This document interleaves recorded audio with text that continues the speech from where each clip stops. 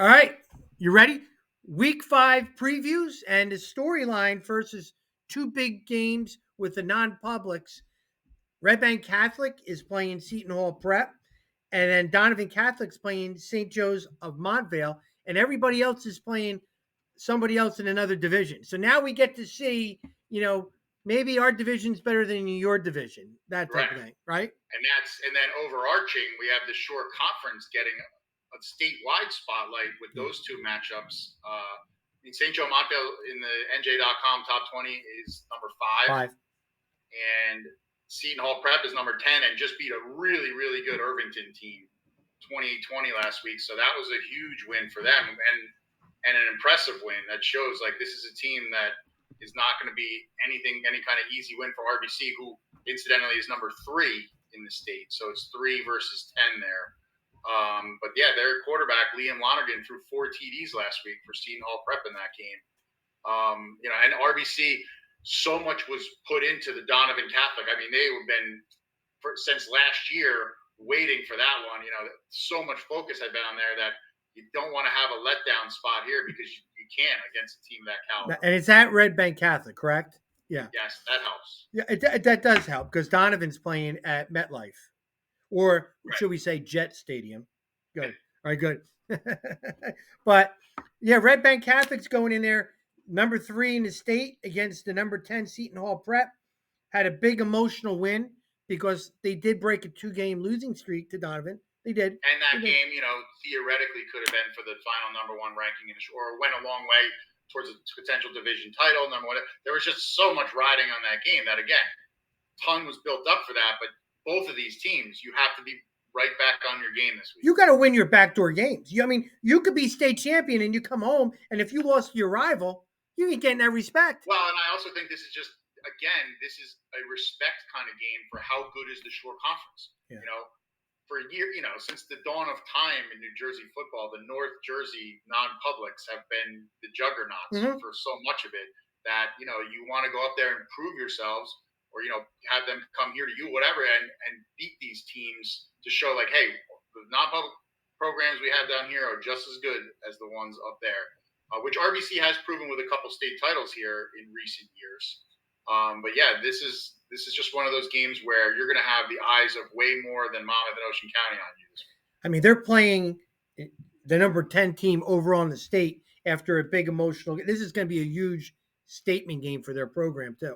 Yes. Yeah, they're going to win people over with that. So, and then Donovan Catholic's going to MetLife to play at St. Joe's Montvale, who's ranked 5th. Finally, some good football will be played at MetLife this year. That'll be nice. It'll actually be good to be able to walk in there and see some decent football. Yeah. So it's going to be a big game for Donovan too to regroup. They lost an emotional game. Now they're playing one of the top teams in the state of New Jersey in a big, big arena. And St. Joe Montvale had a good sized lead last week and let it get away from them against St. Peter's Prep, a wild 41-38 game. So they're coming, Donovan and St. Joe's both coming off close, tough losses. So this is a real pivotal game. I mean, Montvale's the favorite in this game, certainly. Yeah. But this is a game for Donovan to show, like, hey, we can hang with these guys, especially given that Donovan's state bracket, is loaded with these type of teams. But here's the thing, Scott. We talk about PowerPoints. In non-public, there's no such thing as PowerPoints because what they do is they reseed. And last year, I was really, really upset with Donovan Catholic got pushed down because the higher ups, they reseeded them lower, and then they had to play Bergen Catholic in the first round. So beating this team right here might give them a little bit more respect when they get reseeded in their bracket because they're both making the playoffs. The tough thing too, if you're Donovan, they struggle to stop the RBC run game. The game we're at, Savino Portello over 180, RBC over 200 yards rushing. St. Joe's Montvale ran for 451 yards and 5 touchdowns last week in that loss. So the run game is their bread and butter. So that's going to be a big challenge for Donovan. Well, yeah, that's going to be tough. There's going to be some big-time football players. But you know what? I applaud them. I have always been an advocate of go out and play these really tough teams. Don't just be the big guerrilla in your area, go out and play other teams that are similar to your program on that level. And let's be honest, in New Jersey, there's a competition for talent statewide.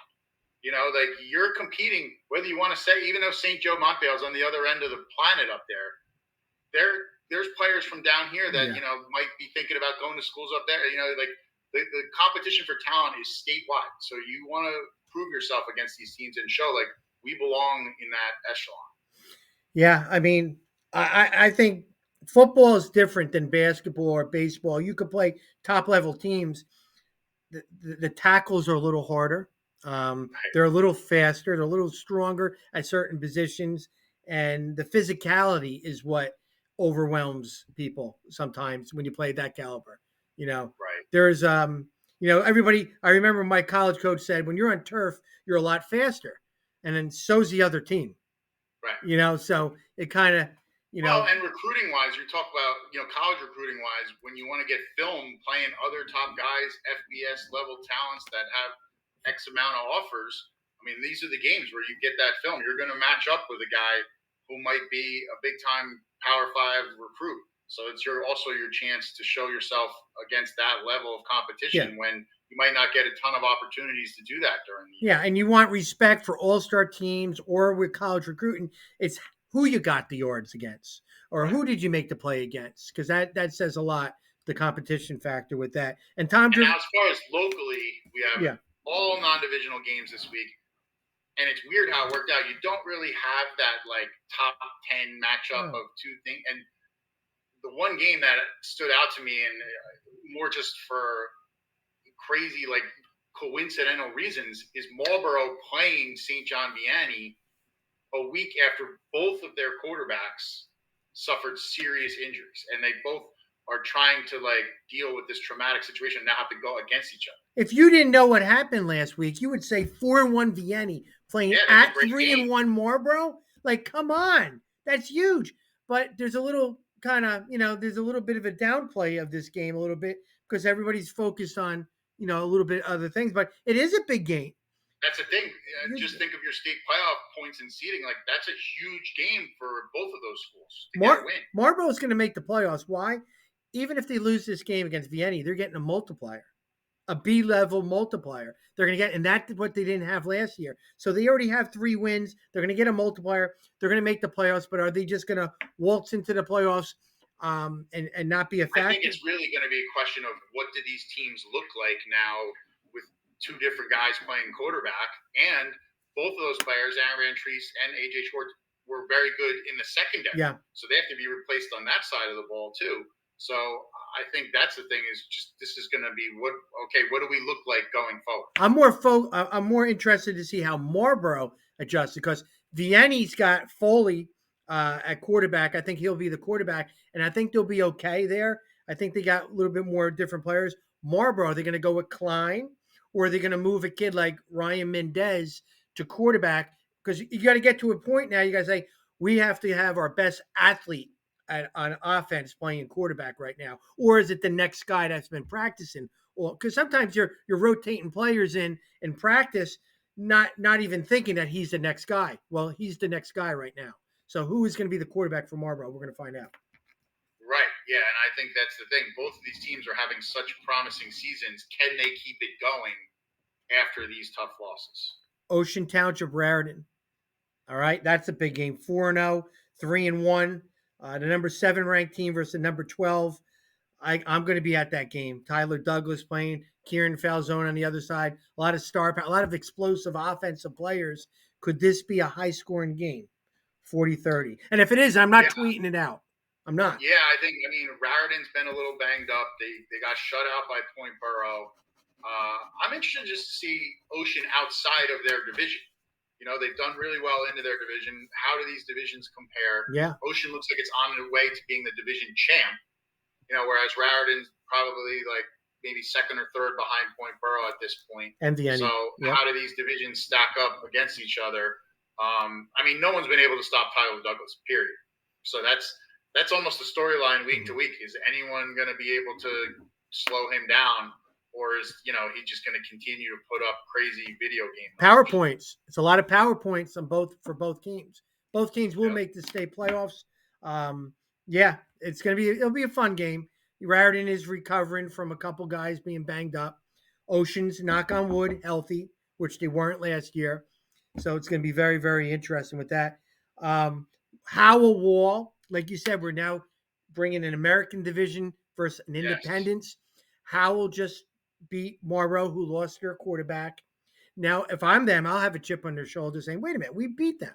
You know, Yeah. we said, wait, That's a very tough injury, but Yeah. don't take that win away from us. because they were winning at the time too, and they beat them last year. So I know they're saying, wait a minute, we're good too.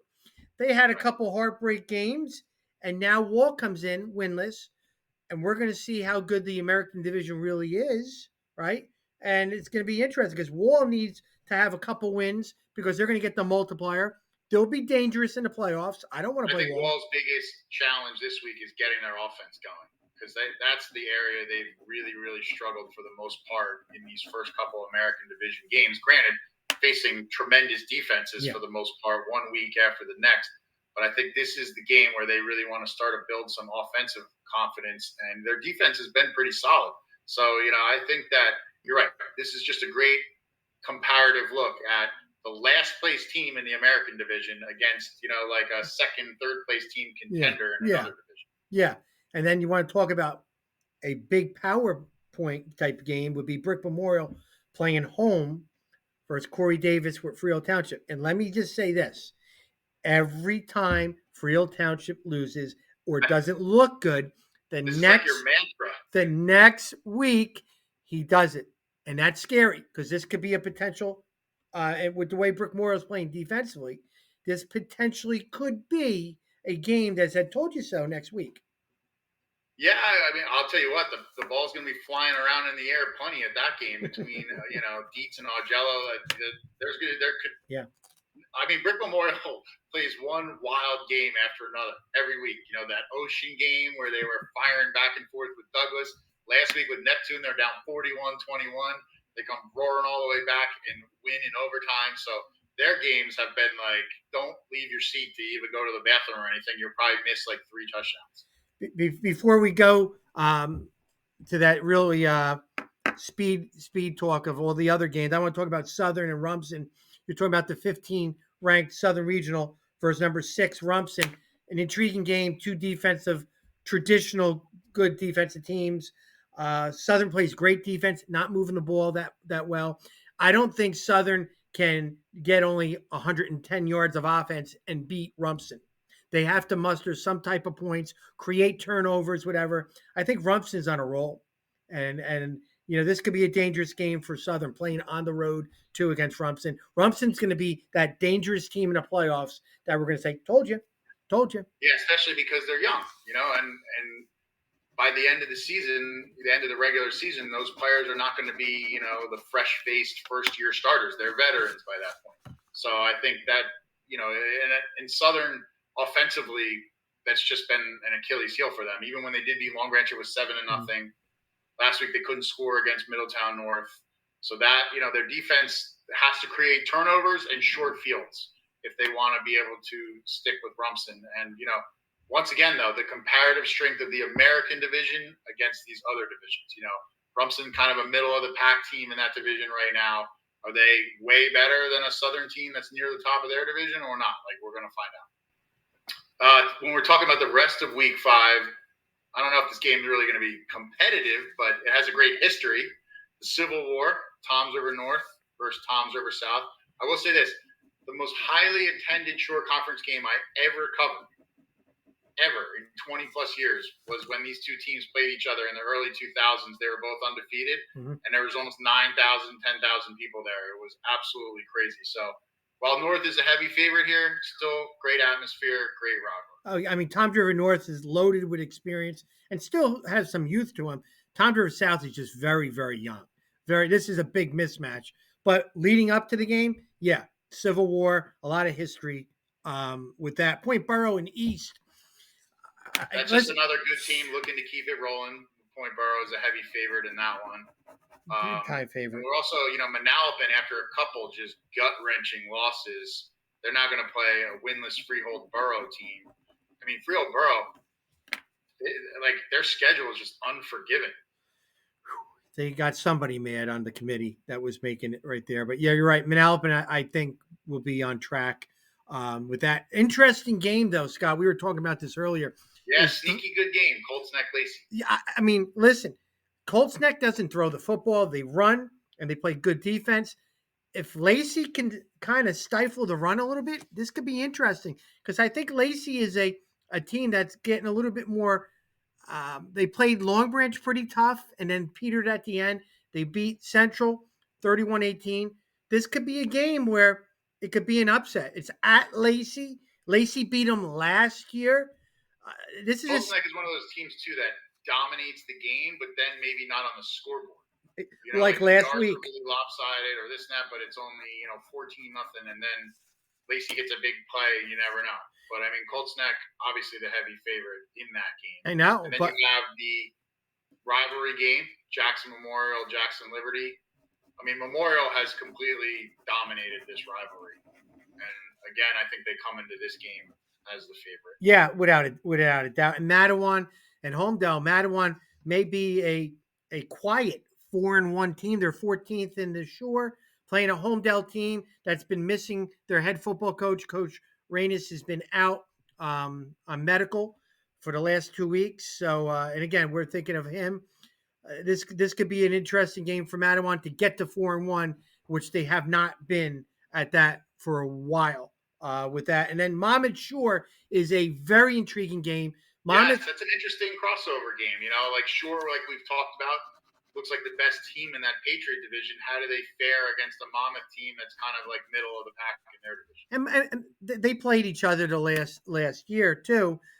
With Julian Jones at running back and Anthony Jen at quarterback, could make it interesting. Maybe this might be a very good game against Shore. Beatable. I mean, could they be beatable? I mean, it all comes down to can you match Shore up front? If their line wins the battle, then that usually means they're going to win the game. But Jones is a game-breaking player. Can he make enough plays that they're able to pull this one out? But this is another one really interesting as far as the comparative strength of the divisions, the size of the schools, that kind of stuff. Barnegat 2-2, just coming off a tough loss last week at Asbury Park, who just inherited a lot more players from the week prior. They're 1-2. Asbury Park has just been in disarray all year with forfeiting the game, missing guys out, whatever the reasons were. But now I think slowly they're coming back, and they're a dangerous team, Asbury Park, because especially at home against a good, against a bigger school, where you can get a lot more points playoff wise off them if you get a victory in this game. I think that's going to be an interesting game. And then you have Manasquan surprisingly still looking for their first victory on the road at Manchester. Patton's been out. Supposedly he may be coming this week, which would be a huge gain for Manasquan. Manchester. They've been up and down. We talked about them a lot in their 2-0 start. Now they had a couple tough losses. I think the loss to Jackson Liberty was a really tough one for them. And that's the thing. Even though they have the better record, I would still consider Manasquan the favorite here. 100% history. And like you said, if Patton comes back, so this is an opportunity for Manchester to get that momentum back. And then you talk about another winless team trying to get on the board. That's Central playing against Brick in an Ocean County matchup. Mm-hmm. Yeah, Central's been banged up a little bit this year. Bricktown, surprisingly, 2-2. I thought they weren't going to be, winning like they did the last, with 2 wins. But I could see this being a close game too, because at any point Central could say, you know what, we are going to win this game and play tough and beat a Brick team, which is vulnerable. So that could be an upset special too. But when people get the injury bug, it gets very contagious because it trickles to other people, and it's just very unfortunate. We have this other game that's interesting that Pinelands has kind of struggled to score points at times this year, although they did come roaring back from a 3-touchdown deficit against Matawan, and they're playing a Lakewood team that hasn't really stopped anyone but puts up a ton of points. So this is a really two different styles clashing in this one. Yeah, Lakewood makes you feel a little uneasy because he could score at any time, but you also can wear them down on the other side of the ball, which Pinelands does a pretty good job. They're mammoth up front. I think Pinelands gets back on the win column and can get into a pretty good winning streak. Looking at their schedule for the next 3 weeks after that. And then you have a bunch of Group 1 teams. In the old days, this used to be those Greater Middlesex Conference where they would have the crossover games. They got rid of that. Then for a while, these teams were playing each other twice a year. Kingsburg played Point Beach twice and Keyport twice. Now they're going outside the conference. You have Keyport playing Gateway, Point Beach playing Kip Academy, and Keensburg playing Haddon Township. So that's just 3 Group 1s, going outside the Shore Conference, trying to play schools of their similar size. And these games are always interesting to me just to show how strong are the small school programs in the Shore compared to ones in other areas. Oh, yeah. There's a big difference with the level of play other places to us. Those are 3 games I could see. I could see at least 2 of them, coming up top with that. And they're good teams. Point Beach has a lot of good things to look at their film the last couple of weeks, but they only have 1 win. They need a win big time. Point Beach. And Keensburg obviously looking for their first win in there too, so they're hoping to get that accomplished after that wild game with Lakewood last week. Right. So Scott, this is our Week 5 lineup. I mean, a lot of teams are playing unfamiliar territory, playing other division teams for the moment. Playing out of the area too, and one of the teams playing at MetLife Stadium, like we said, Jet Stadium. So it'd be very interesting to see where everybody's matching up. But you're right. Everybody likes to talk down about other divisions and boost their own division. Well, we're going to see now. When the coaches have that all-shore meeting at the end of the year and they start arguing who should be all-shore overall, and this comparative strength of the division starts to get argued, these are the kind of games you use as your argument. I find it interesting. There's not a lot of sexy matchups. Like, if you look at it, it just isn't. But a lot of heavy favorites, but a lot of heavy favorites. Intriguing matchups of divisional strength. But I like to see which division's stronger than the other one. So hopefully it equals out. But there are a lot of mismatches in terms of if you just eyeball a lot of the games. So it'll be interesting. But in the Shore Conference, there's always upsets. It's just a matter because every Friday night when we're hearing scores, we're going, "Are you kidding me? What? Yeah.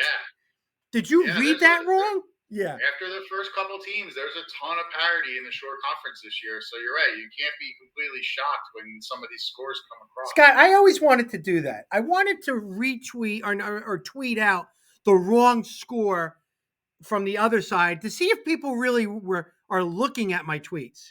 Right? Like have a team like if RBC I wouldn't advocate that. That doesn't give you a whole lot of credibility when you start saying that, the team that was winning 42-0 is losing 42. Yeah. Well, at least I know people are looking at my Twitter, so that's that. But I'm not a Twitter guy. I think I might boycott Twitter and just do Instagram. You're an Instagram guy. I do because it's pictures. It's pictures. Take a picture of the scoreboard. Done. I just don't like tweeting. I really don't.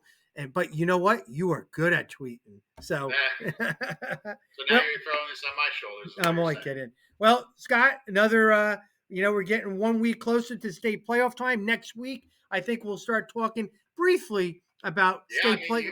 Most teams playing 10 games, right? So this is the midway point. Well, this is 8. I mean, for the cutoff is 8. Well, I'm saying once you throw in crossover games, and playoff games, and things like that, everybody's usually plays about 10 or so. So this is about the midway point here. Yeah, cutoff is 8 or 9 games, depending on if you played week 0. So I know coaches don't like to talk about playoffs, but at what point do you start talking about playoffs? We will next week, without a doubt.